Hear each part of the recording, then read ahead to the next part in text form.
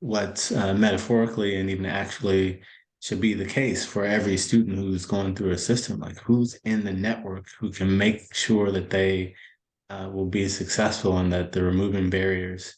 And so in telling the story, I wanted to shed insight into the types of roles that do exist, the types of roles that could exist to better support students. What if story is the answer to our crises of meaning and belonging, to our impulse to heal our lives and help others, to our desire and drive to leave this world better than we found it? Now, we love good stories.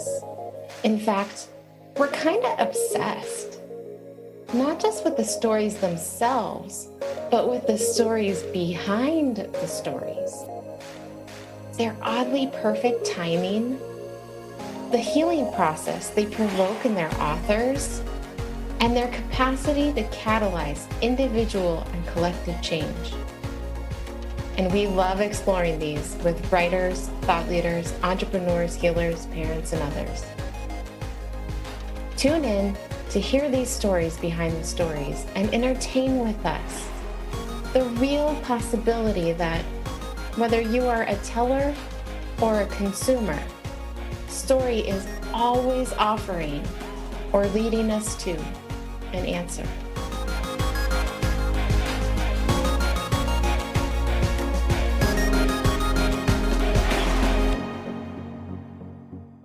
How does a young boy who spent nearly 1/3 of a school year in the principal's office become an Ivy League graduate, a lawyer, a respected leader, a devoted husband and father, and a visionary leader in education? You'll find out today when you tune in to hear Charles Wright Jr. share what made him successful in spite of all the challenges that landed him in that principal's office. And you'll also find out about a new book that he's written called The Education Imperative and why he chose narrative to communicate his vision for transforming school districts into ecosystems where students and adults can thrive the way he was able to. You'll also find out how he plans to help leaders fulfill the sacred contract of education. All right, it's time. Go grab something yummy to sip on while you listen to Charles inspire us about what's possible for our children and all of those who serve them in education.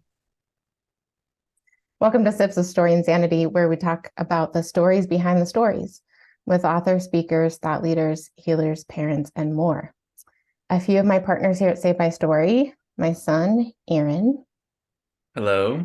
And my clients turned friends turned business partners, Teddy. Hi, y'all. And Lori.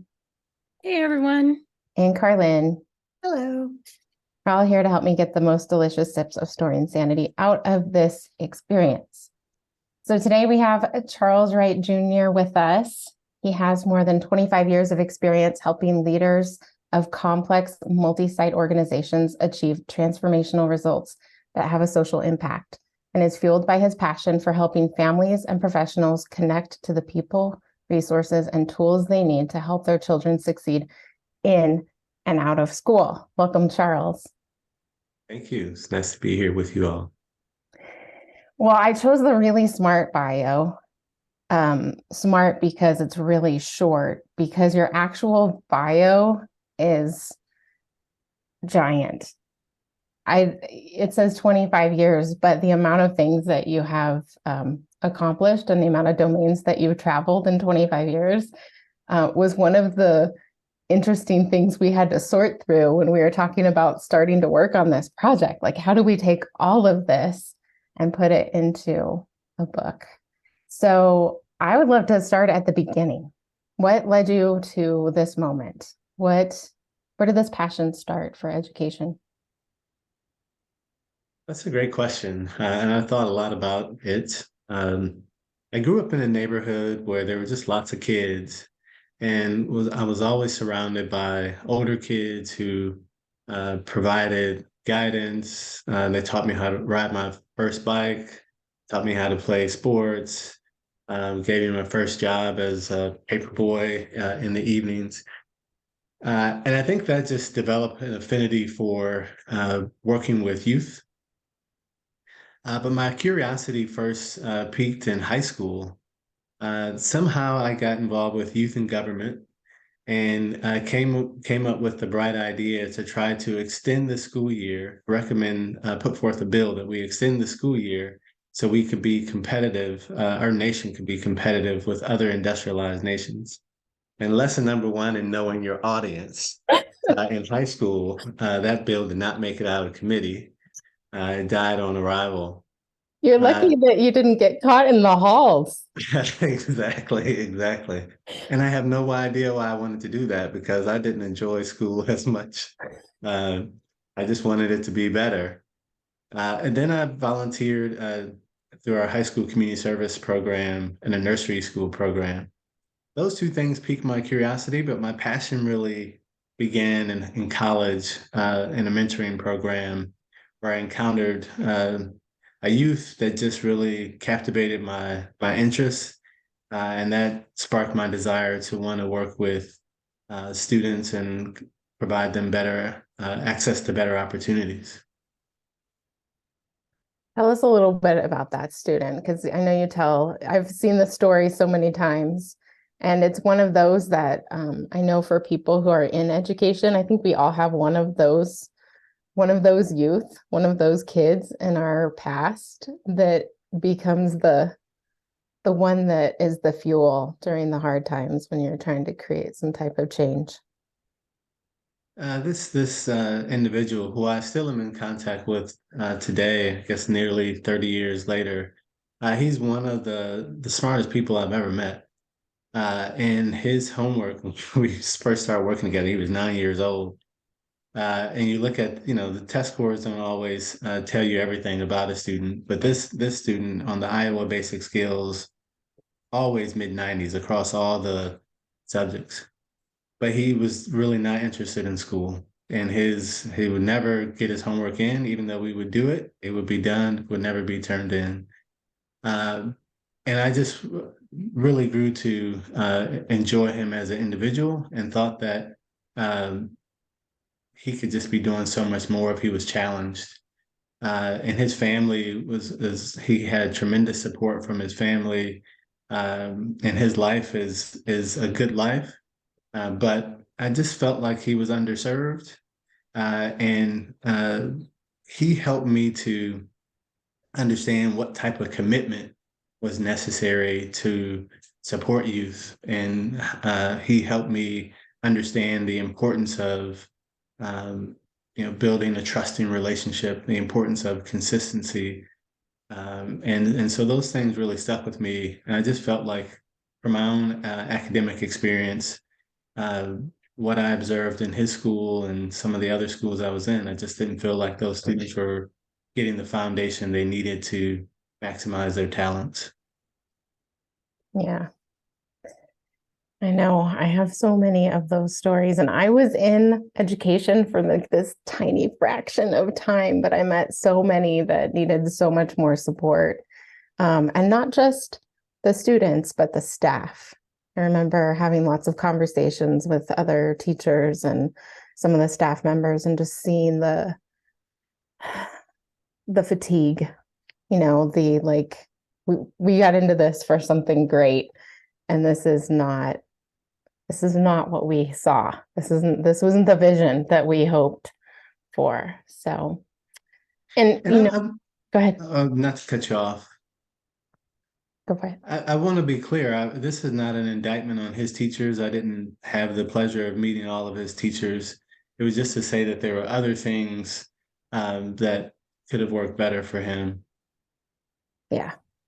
Yeah, and I think that's one of the really amazing parts of your perspective on education is that while I've seen a lot of books written on education, a lot of people promoting change, it comes across as like there's so much going wrong. And I think there's a lack of focus on what is going right, the changes that have been made over the past several decades as people have been trying to improve. So in your book, you talk about this sacred contract of education. Can you elaborate on that a little bit, this lens? So, in my mind, the sacred contract in education really starts with the mission and vision statements that state boards of education and school districts share in their communities. And just to read one to you, and this one state says their vision is equity for all students to achieve their full potential. Another state board has a mission that says an excellent education for every student every day. I mean, those are really noble, worthy statements that we aspire to. Like I think every parent wants for their child, and the system wants for their child. But when you look at the data, a lot of kids are not having the experience that meets that promise. Yeah. What is some of the data? What's some of these elements, these statistics? And I saw them all listed out in your manuscript. It's hard to look at all of them at once. So give us some highlights of what are the elements that you think need the most attention. Well, I'll just share two examples, but there's so many more. When you look at the nation's report card, fourth grade reading, proficiency levels uh, across ethnicities, as many as 40%, more than 40% of students are not meeting proficiency. And then when you start to disaggregate by ethnicity, that number skyrockets to as many as 80%. And so if those percentages hold across the representative across the actual populations and actual districts, that's a huge problem. It's a tremendous problem that we need to fix. And I'm hoping that this book can help us move in that direction where we do some things differently. Yeah. And what about impacts on staff and educators? Like, what's happening in the system today, especially after COVID? Well, having worked in three large urban school systems and reading a lot of reports coming out of COVID, even before COVID, there was just this sense of overwhelm in school systems because the problems are so complex and the budgetary issues, they seem to vary from year to year. And so teachers and administrators and staff, they're often stretched pretty thin in their attempt to provide the best education possible for students. And COVID just made it worse. COVID really highlighted some of the gaps, and it put a strain, I think, more on mental health and wellness. And so I think those issues students are dealing with and staff are dealing with, and it just really created, I think, an even greater sense of overwhelm and system where we saw numbers of people retiring, just due to the challenges of COVID. And so there's just, I think tremendous need and opportunity still to make systems that are viable where adults and students can thrive. Yeah. So like I was sharing earlier, one of my favorite parts of our initial conversation about this manuscript was around the scope of work that you had done in education. And I think that it's really, really important for people to understand the lens that you're bringing to this, that it's a little bit wider than what they might see in other places. So will you share a little bit about some of the various roles you've had in education and around it? Sure. After going through a teacher training program, I had the fortune of working for a large education foundation that at the time was the largest foundation in the country, the Ford Foundation. And I worked with them across all of their education initiatives, from teacher, principal, superintendent preparation programs, K-12 constituency building programs, community service initiatives, and school finance initiatives. And so that portfolio gave me a good sense of the systemic issues. I work for the Cleveland Foundation, which is the local foundation, to really see how communities lean in. At that time, I was working with them. The district had been taken into state receivership. So it was a community-wide effort to take the district out of state receivership. I've worked with the Bill and Melinda Gates Foundation, and I've worked with three large urban school systems, the Duval County Public Schools as their assistant superintendent for accountability, the Denver Public Schools as their chief strategy officer, and the Seattle Public Schools as their deputy superintendent. And so in those different roles, I've interacted with individuals throughout central office and at the school levels and throughout the community to really get a good sense of how the different stakeholders, whether it be at the state level, federal level, civic, and within the system, how they fit together to provide students with an education and provide the community with an economic base and the foundation for a healthy society. Yeah, I mean, I think we could probably go to looking at what the barriers are. What are the barriers to having these stakeholders that you have really personal experience with, personal and professional experience with? What are the barriers for transformation, for accomplishing what they are seeking to accomplish right now? Yeah, there's several barriers to transformation. A few of the big ones. One, there's not a process that engages those multiple stakeholders in re-envisioning the system. And so what happens is those stakeholders will meet around their specific initiative, but that their specific initiative is tied to, it's a part of a whole, a complex whole. And so you can get oftentimes suboptimal results when you're making tweaks here or there. They don't always add up to a coherent experience. Also, oftentimes too, with transformation, there's a change management that needs to happen so that people, the effective side of a human being is thinking about like how do their mindsets shift, how do their perception shift around the work. And in my experience, oftentimes change management is not well thought through in a lot of change initiatives. And so you have many different initiatives where there are different set of values, different set of priorities just layered on top of one another. And so it just creates for um, a lot of similar language that means different things. Mm. And so a process is needed to provide a little more structure to the change management process, a little more structure to the change process to really help everyone see that they're moving in the same direction and achieving a shared set of milestones to redesign the whole to better support students.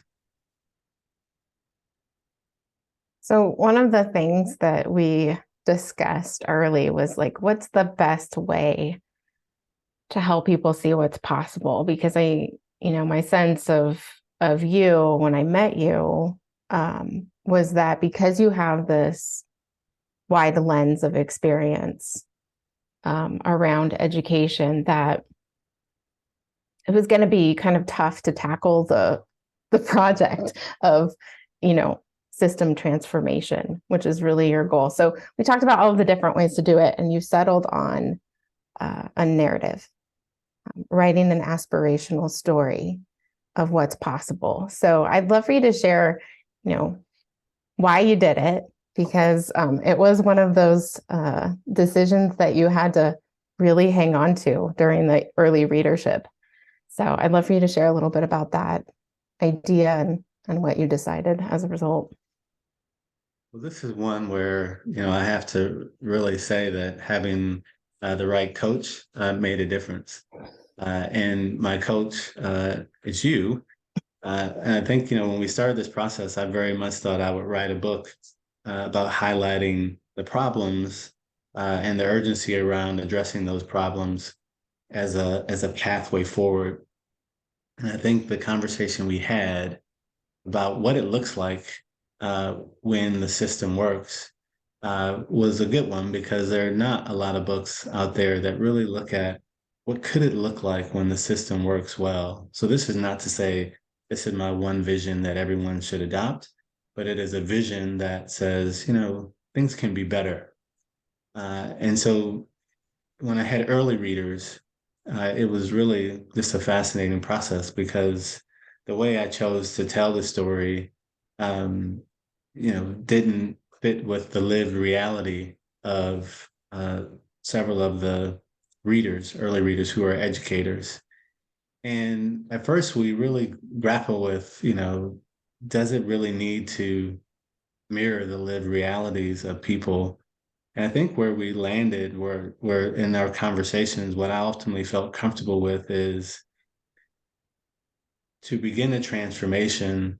There is some self-reflection, and there's a journey we have to go through to really get comfortable with what's possible and our ability to play a role in shaping it.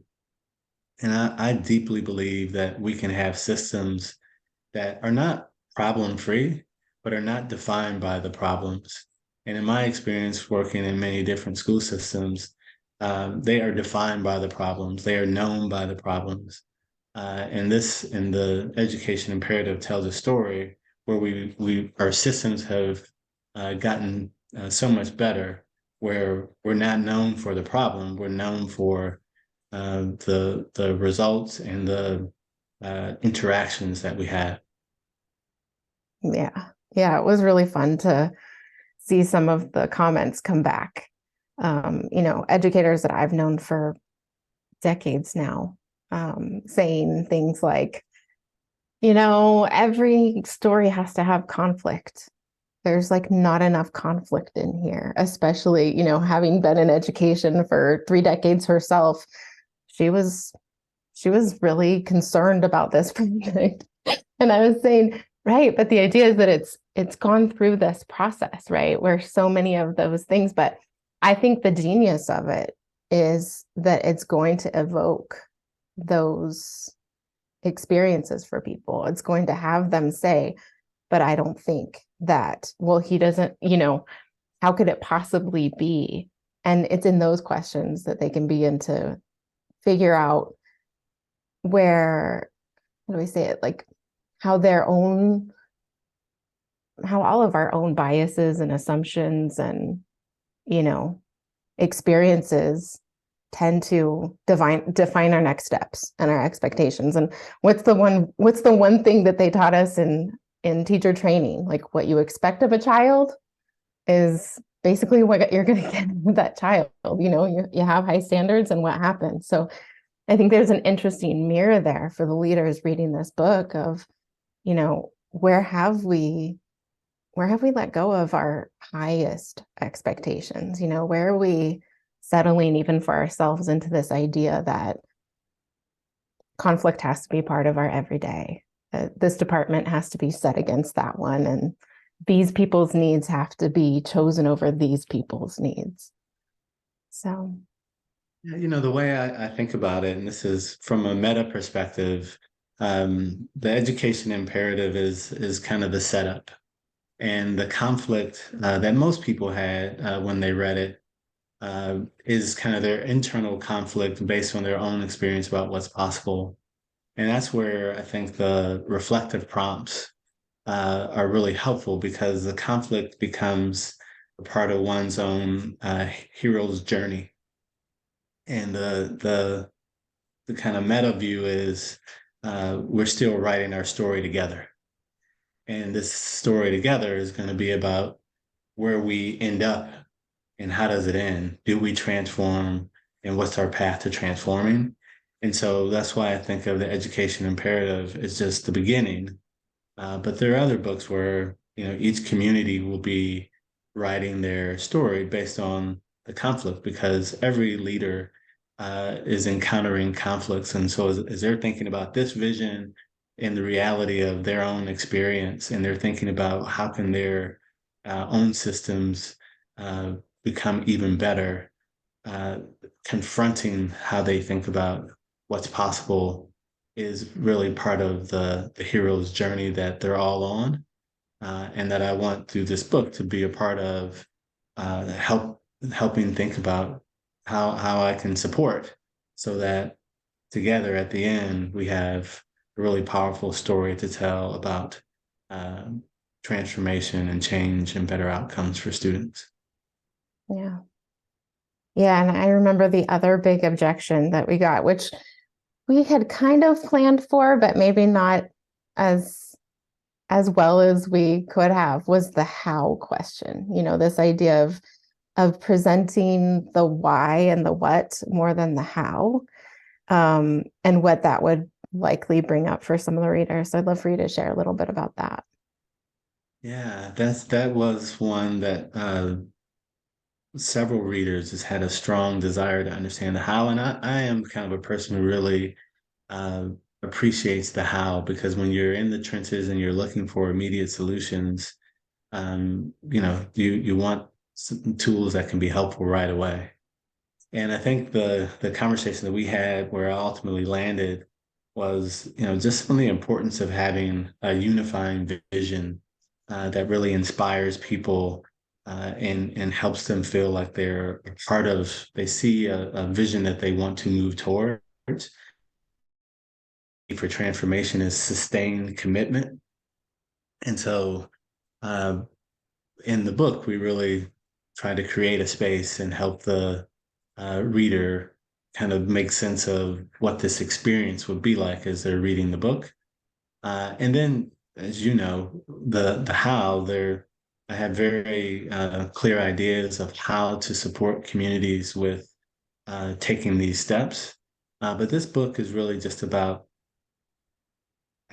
for all of the problems and for all of the different stakeholders, how do we come together around uh, a shared commitment to uh, helping our systems take the next step in what's possible for students. Together, we have to move to create the change we want to see. And that didn't start with how, that just started with what's possible. Yeah. Yeah. And it made for some really amazing uh, new pieces of the manuscript to go in there as far as helping to address some of those objections up front. And then also for every part of the system that you explore through this story to be able to unwrap, like, okay, what is it about, this vision of what could happen in enrollment that made you go, why aren't we doing that? Why aren't we asking those questions up front, from the parents when we're enrolling their students, and those types of things? Just to me, it's such a more effective approach to have people wonder why it hasn't been done before, and then lean into what could happen if they did something like it, even if it's adapted for their particular space. To me, they're going to own the transformation more as it unfolds. I agree. For me, that was my biggest compliment when some of the school system leaders I shared the early version of the manuscript with, the ideas, some of the ideas resonated strongly enough where they said, "Hey, Charles, I hope you don't mind. I shared your manuscript with a couple of my colleagues so we can start thinking about these things right now." And so that was very good to hear. Yeah. So, we have a lot of overachievers in our community, which I love. Earlier this year, we launched an author, Michelle Collins, who decided to launch 2 books at the same time. And it seems like you're following this trend. So you have 2 books that you're going to be releasing. The first one is The Education Imperative for those working in and around central office. And then there's another one. Can you describe why you decided to make this decision? Yes. there's so many stakeholders attached to K-12 school systems. Uh, in my experience, many people who even sometimes within a school system, if you don't work in central office can appear to be a black box. And so the first book is for central office leaders and those working closely with central office leaders because there is a specific language and complexity that you need to understand. And this book, the first book, is targeted towards those individuals. But those individuals serve and are influenced by many other stakeholders. And so the second book is focused on parents and educators who are committed to change and transformation, but may not know all the intricacies of what goes on behind the scenes. And so some of the questions in the initial book, we have a section, is it really possible? Which really gets into some of the experiences I've had and some of the questions that I've heard from educators or from central office leaders. But the other book doesn't have that. It's not needed for parents and for teachers and others. It has reflective questions, but it really engages them in the narrative and is aimed at activating them uh, as advocates and change agents to call for transformation in their communities. Yeah. Yeah. And I love that they complement each other and that they'll be able to, when I think about district office leaders having their own language, kind of being a little disconnected from those stakeholders, the parents, like how many layers are there between district office and the parents and the students, right? But everyone's voice matters. So this idea that the district office leaders could just share this vision and invite the parents and the educators to the table for this collaboration by showing them like, this is what we're after. And this is what it looks like for parents to be involved, for parents to be excited, for educators to, be this supported inside of a school system. Like this is why we're going to do this hard work ahead of transformation. And then to even be able to equip the parents and to say, like, this is the vision, but then they don't have the language to go back to the district office and say, this is what, here's the vision.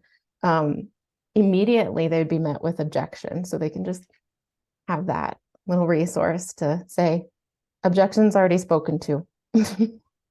Right? Right. Well, one of the things I really wanted to be careful not to do, I just know, having worked in school systems, that from top to bottom, from classroom teacher to parent to central office leader and all those in between, everyone is already on this journey of improvement and journey of transformation. Like everyone wants those to fulfill that sacred education contract.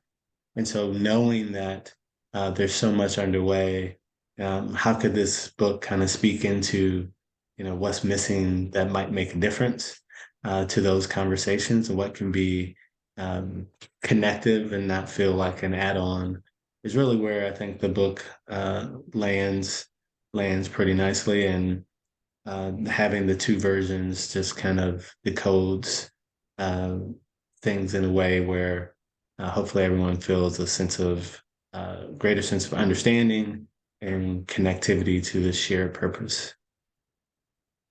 Yeah. So I have a few other questions about your process of the writing of the book.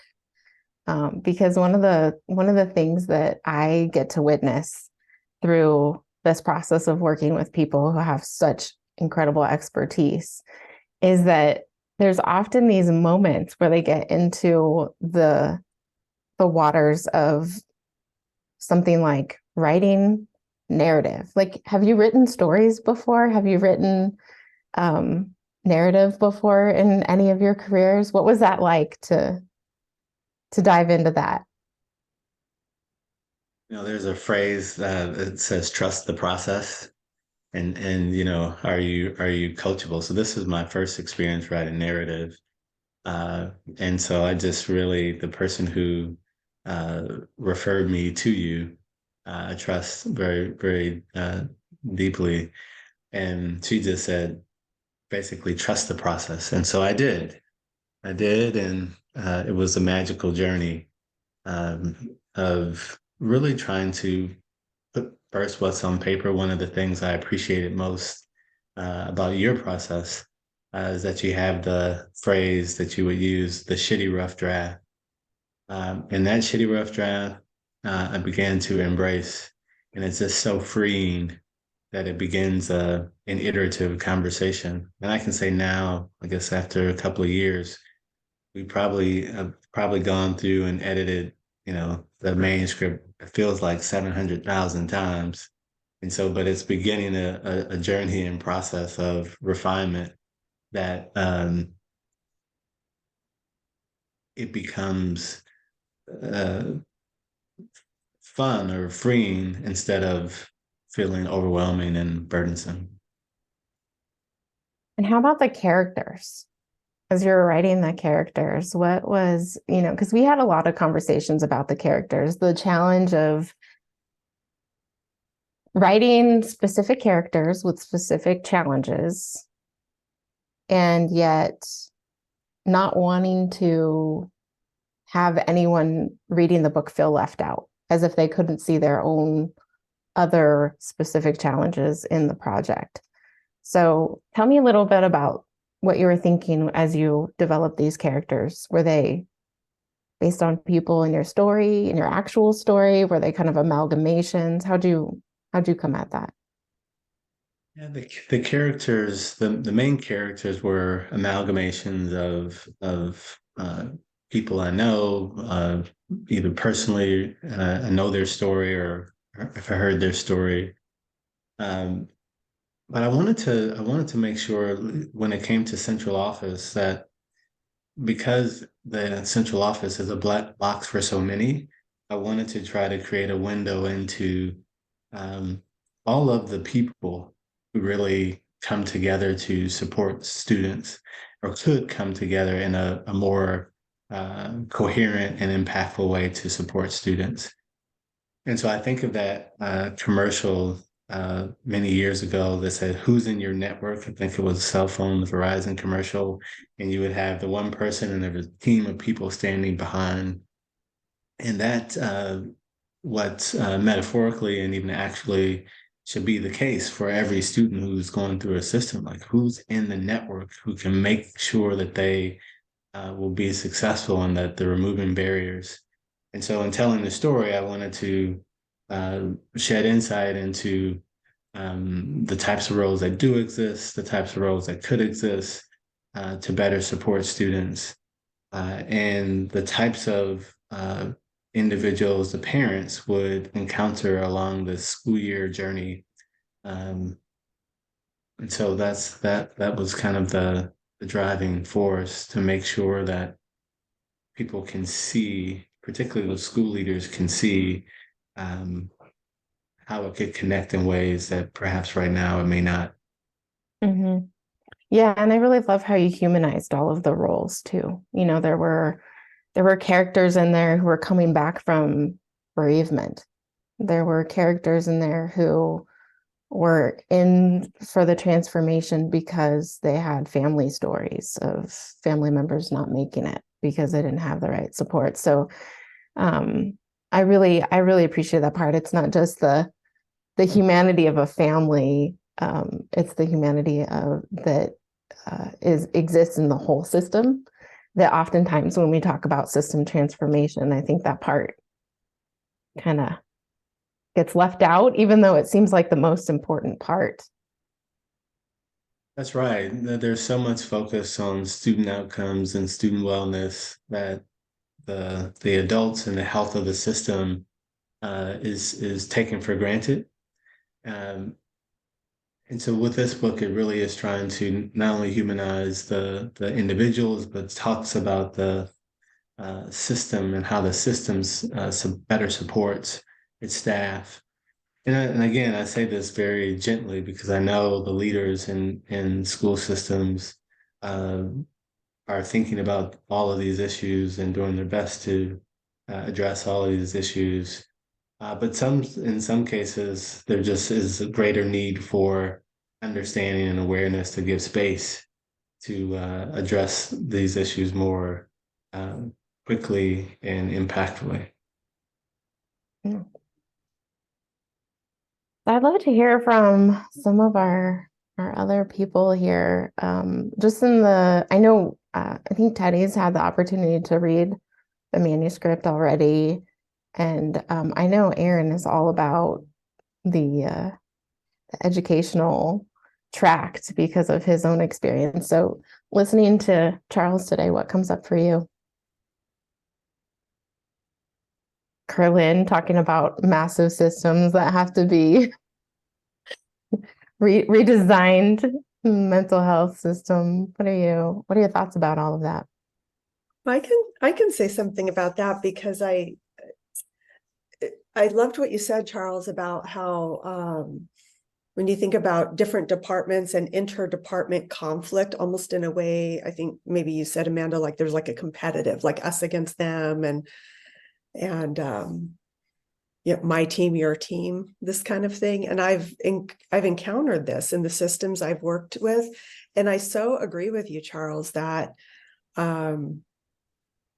that it seems it's a manifestation of inner conflict, or like what people are bringing to the table from their own experiences and systems, maybe survival instincts, or, you know, if you don't get yourself to the top, somebody else will first. Like there is kind of this inherent competitive nature that shows up in systems. And yet same with what you're saying is in systems I'm involved in, I'm trying to create this kind of unified experience where we're all working together towards the same goal.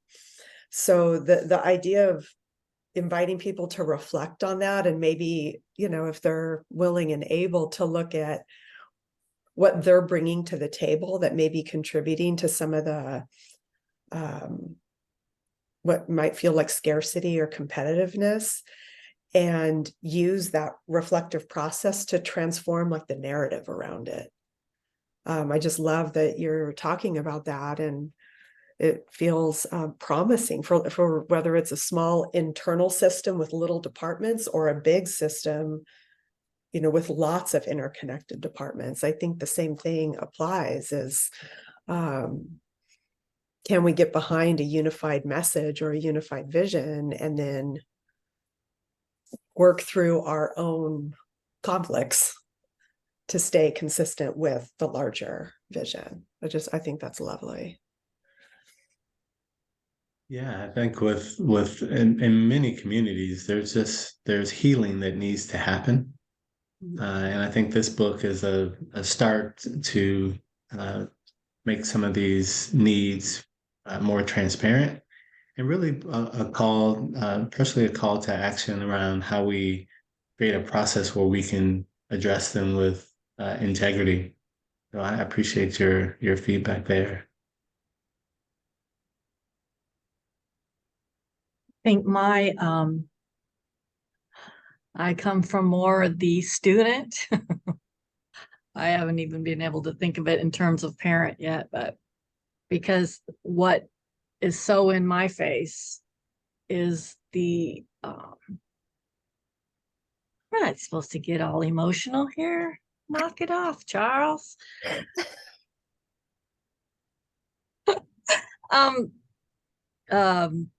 I think of Chris in the story. I was a straight A student, and then I got lost. We moved in my 7th grade. I was at my first school for a month, I think, and the second school just a month or two, and then the third school. But from elementary to going to junior high, which was 7th grade when I was going to school. So from 6th to 7th grade, I went from a kid that was just fit in to a kid that did not. and I became the school nerd and was bullied endlessly. And I did not have friends at all. And going to school was torturous. And there wasn't that community and all the things that your book lays out in place. It was like I was just supposed to survive this. And it got a little better, not much through high school. I just didn't, I was a loner. In high school, they didn't bully me like they did in junior high school, but they still walked way around me in the hallway. And then once you have cooties, always you have cooties, right?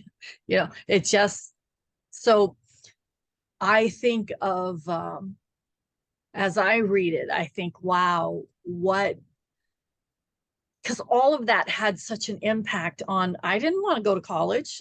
I didn't know that it would be the same in college. I just assumed it would be more of the same, and so the only conversation I ever had with a counselor was about what I was going to do for college, go to college. And I was adamant, and we had a big, huge fight. But me, little shy mouse of a girl, me, was not about to step into another educational environment to choose that. And so, I've been told all my life I'm brilliant, but I never went on for any other kind of education because I was alone and did not have the community and all the touch points that you share in your book. And I just think, wow, I'm a dreamer. And I could see it, Charles. I could see it. Yes. And it's taken me, I'm really excited to hear you have one coming out for the average person, because all I can say reading that is, oh my God, this man is so brilliant. I'm not brilliant like that. I can't. Sometimes I have to read it 3 times, but I understand it's more in the educational system language. But yeah, I would love to have a do-over in your world. Yes. So I appreciate I think you. there's a lot of other parents like me that would go, oh my gosh, yes, please. Yeah. Thank you for sharing your story. I really appreciate that. There's so many individuals like you. I'm an individual in a lot of ways like you, where uh, I went through. Well, I guess it's different. And let me say this. I was one of those kids who was like constantly in trouble. I mean, I was in trouble getting in trouble. My freshman year in high school, I was in the principal's office 51 out of 186 days. And I just look back over my career or my schooling experience, and just to think of the effort that my parents, my mother had to put forth to navigate on my behalf, to keep me on the right track. I mean, when they say it takes a village, I mean, it was really a village. And I just think that it was through her sheer force of will that many, parents either don't have time or wherewithal to navigate in the way that she did. And so the system, it shouldn't be so hard where one has to really either be super outgoing or super informed to figure out how to support their child in a way that they envision for them to be supported. And so uh, I appreciate hearing your story, because I do have friends, a number of friends whose life experience was limited by their experience in school, and that's not what any of us want for kids. Mhm. Never mind the social emotional impact, right? Like that's such a giant that affects not just the desire to continue to move. I mean, even for someone like me who dealt with some of the bullying and some of those challenges, even in a private school, decided to move into higher education, but it's still impacted like that lack of social emotional nurture and training. And this is how to deal with conflict. And this is how to, all of those, this is how to deal with something terrible that's happened in your family that suddenly wrecks your ability to think. And you think I'm a stupid person, but no, actually your brain has been hijacked by grief or loss. And so all of those pieces, I agree with Teddy to see that what do you call it? The one school, one culture, one system, one culture. What is the phrase in the book? It was like nobody gets left behind. We understand we're humans, and every human is going to have a season at least where it's hard to focus, it's hard to be productive, it's hard to show up and achieve and perform. And so, Right. And there need to be those supports that not only for students, but for staff, where people don't have to feel like they're pushing through to their own detriment. And so I think there are a lot of people who share that experience where they just need better or different support. And that's not to say that uh, institutions and colleagues aren't doing what they can to support, but it's just not it's not enough. mhm. Yeah. Well, and if it was more baked into the system intentionally, it would be a different experience than the most empathic or empathetic person in the office walking after every person that they see who's in trouble and kind of doing the triage for the whole thing, and making it okay for people to be in their own human experience while they're doing great things in their community.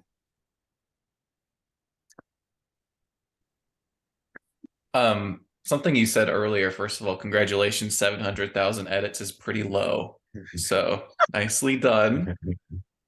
And so yeah, second, personally, I've been very lucky and fortunate in my education that I was able to get what I needed and went to places that had built-in community at every level of my education. So my perspective comes from someone who worked on a few projects and one with the state of New Mexico to assist in education during COVID. And so one of the things that really came up during this push for this project was all the objections that people had from everywhere. They're real, right? Especially during COVID, right? Everyone was really stretched thin. But I was just wondering, like, what kind of objections have you heard so far? What kind of objections do you anticipate in all this? And how have you like kind of worked through that and maybe baked that into the book or your plan and your vision? Well, I appreciate that question, but just to share a little more about your own story, you kind of moved out of the traditional public K-12 school system and had a home study that really opened those doors for you to maximize your potential. And so that, as we were working on this book, I mean, your story was one that I also found very inspiring um, because I know other kids who just felt their schooling experience was soul crushing, and their parents were compelled to find a different path for them, and they were lucky because their parents could find that path. And I just think of all the kids whose parents weren't able to find the path. Um, so the objections about the book, I mean, there's I think we talked about just the note to the reader that kind of helps the reader find their own journey, and just really setting the expectation for what the experience is like, and the reflective prompts really help individuals capture we say objections, but it's not an objection to the book per se. It's really thinking about when the how mind kicks in, it's can this really happen? Is really the quote unquote objection is like, this sounds nice, but is it really possible? Which is why we came up with this section. Is it really possible? And for the type of redesign that we need, it really is going to require all of us to lean into our own um, thoughts about our own leadership, our thoughts about what is possible. And the vision I have is that there's an accelerator that works with communities to help take them through this process. That's mentioned a little bit in the book, but not a lot, because again, this is about a unifying vision to start and not the how. But it's really meant to engage leaders and communities in their own thought process of what's possible. So there may be something in the education imperative, a vision that I haven't mentioned, and they, for their own community, and say, I really want to see this. And let's put this on the table. Or they can say, this sounds so impossible. They really need to unpack for them, why do they think it's impossible? And as through that unpacking process, it will often uncover, and that may require a little coaching to go through the process, but really looking at, what needs to happen to make it possible. And I just think with that reflection and coaching, there'll just be new opportunities that people uncover. Yeah. With all of the people having their own, having all of that be invisible even to themselves. Imagine trying to come to a table with other leaders, with other departments, with other languages of their departments, and not be able to articulate it. I mean, it makes it so obvious why some of these really big initiatives aren't getting the traction or the outcomes that they're foreseeing, right? Because there's that human factor of, some people are walking in, dragging their feet because this is the, 10th initiative like this that they were really excited about the first time it came around. And by about the 5th time, they're like, yeah, right. We're just going to sit around and talk about what we want. But to your point with this idea of the accelerator, not just coaching, but an actual process, right? That system and process for thinking through every system at every level of the system that people interact with unconsciously on a daily basis. It's exciting. It's exciting to see this at its inception, to see how it was a spark of an idea. How long ago did you have this idea for the book? Well, I had the idea for the book maybe 30 years ago. I wrote a white paper called Making Schools Work. And that white paper really talked about some of the challenges and problems in school systems, and tried to use problems as a way of inspiring action. And I didn't have a coach at that time that could help me unpack and write the book. And so now I was really fortunate to meet you and to go through the process.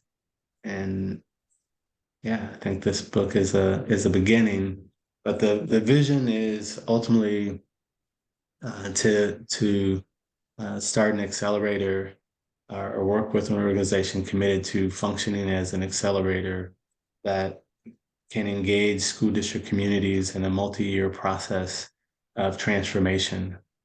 And having worked in school systems, I know one of the first things I would think is, wow, we've got already so many things that seem similar.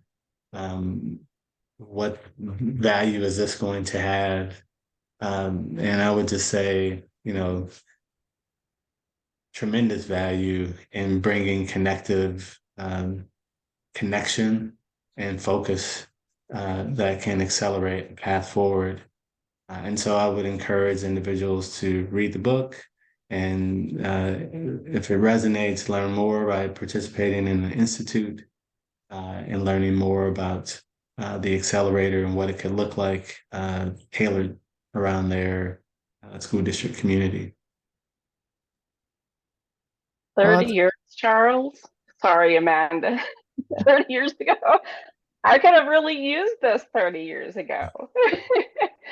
As a lot of people could have, right? My story is has a lot of similarities to Teddy's, but when I think about this, and I've just been given your manuscript, so I've just started into reading it, so forgive my ignorance. But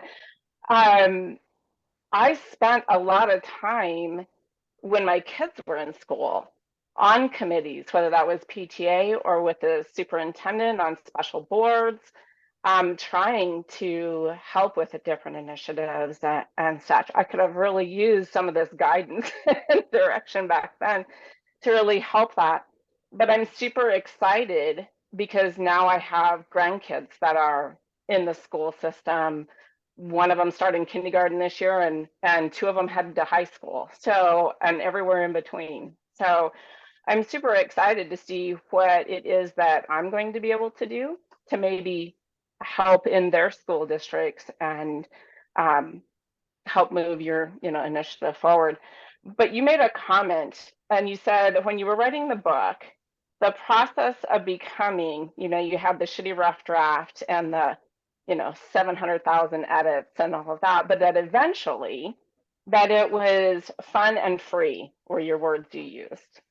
Can you see how this initiative is going to take that same trajectory, and how there's going to be the shitty rough drafts at first, and yet how eventually this could be a fun and freeing process for people? That's my question.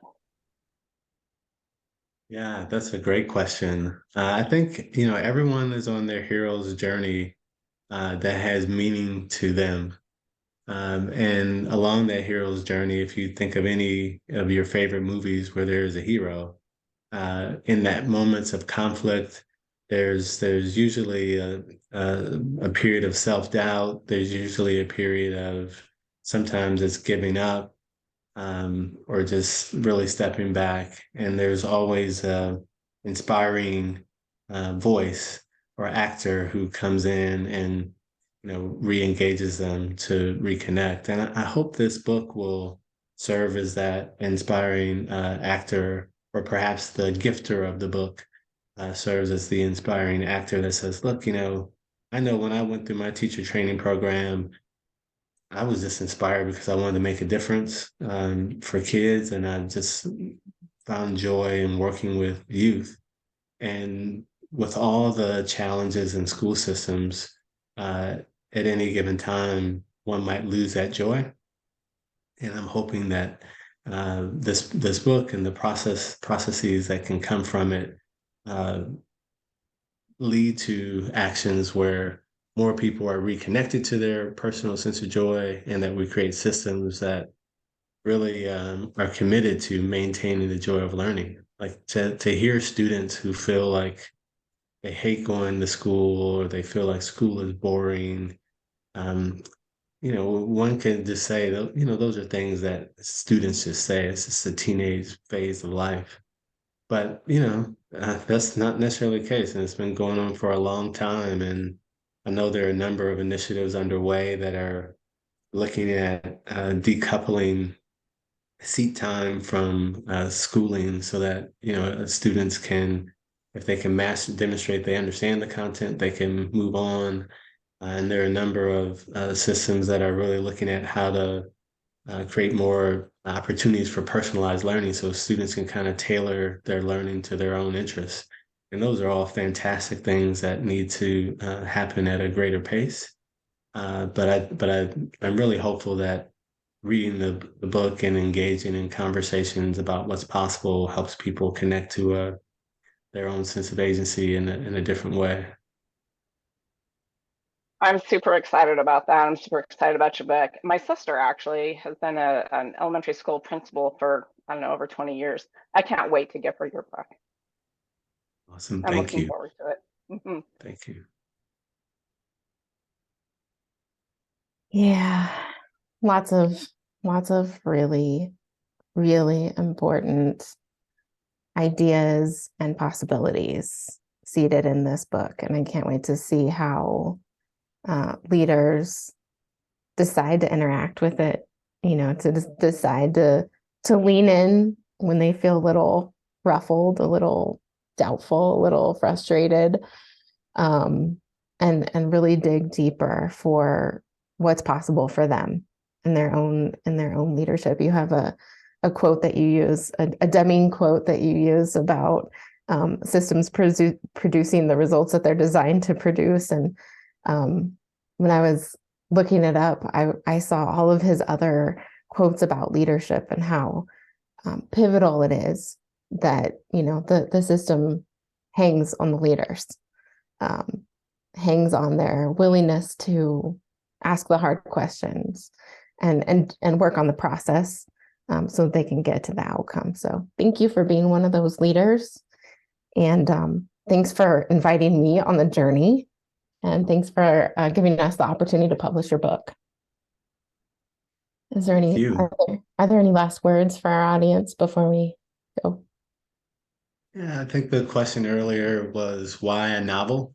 And your comment, Amanda, about kind of the state of where the leader is, and when you're already overwhelmed, when you're already doing your very best to create systems that meet the sacred contract, to hear someone come along and talk about redesign can really just sound like the straw that broke the camel's back. And so the novel introduces the topic in a way that is just light. And there's not often times where you think about the important work of school systems as being light, but it's a novel, it's a story. It just stimulates thinking, um, and I think that it engages the reader in a way in their own journey that just feels different than starting from a base of we have to do this. This is a problem. This is the issue. It really activates their thinking and activates all the things that really compel them and drive them to be the heroes that they are. So I'm really excited to start getting feedback on the book from other practitioners and learning from their stories and strengthening this story in a future version. Look at him. Did you hear that, everybody? He's already working on a second edition. Maybe some other books coming. I'm just teasing you. Well, thanks for being with us today. And I want to thank all of our listeners. But before I do that, people need to know how to reach out to you, Charles. Where can they find you? They can visit edimperative.org, and there they can reach out. There's a contact form. You can contact me through edimperative.org. Would love to hear from you. Yeah. They can also find me on LinkedIn. And so love to connect with you on LinkedIn as well. Sounds good.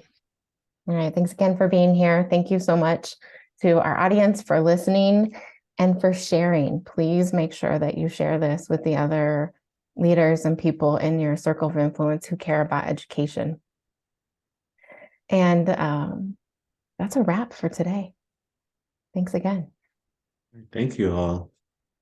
Appreciate your questions and your feedback, your responses, and your being readers. Really grateful. Really grateful.